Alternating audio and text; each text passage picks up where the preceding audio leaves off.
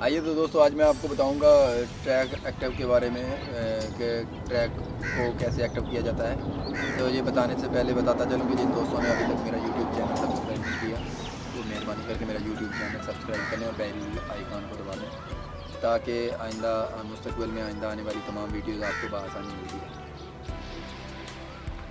आइए दोस्तों, अभी हम इसको प्ले कराएँगे।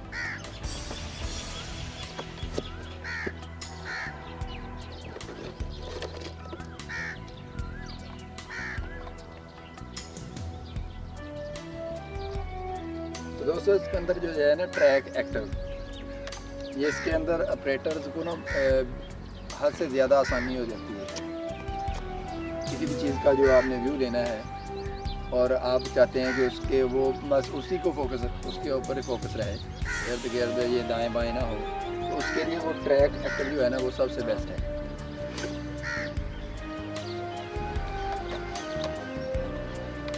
दिखाता हूँ आपको।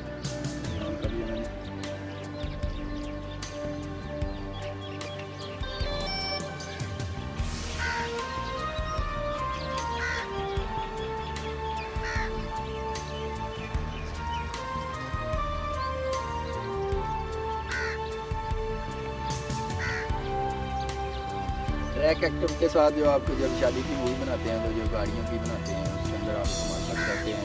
कपल का शूट जब करते हैं उस वक्त इस्तेमाल कर सकते हैं।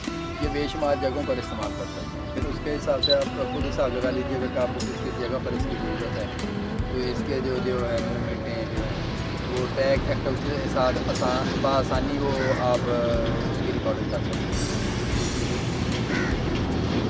मैं आपको करके दिखाऊंगा तो आपको पता चल जाएगा कि वो कैसे, ये जो होगा सब कुछ आपको नज़र भी आएगा और आपको पता चल जाएगा कि इसके साथ आपको क्या क्या फ़ायदा हासिल होगा।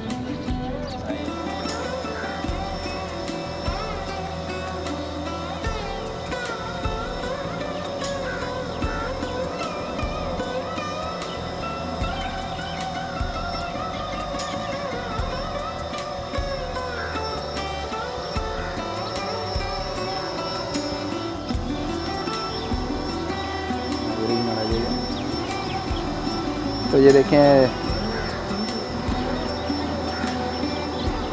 तो ये देखिएगा कि मैं यहाँ से इसको एक्टिव करूँगा। ये देखिए, ये मैंने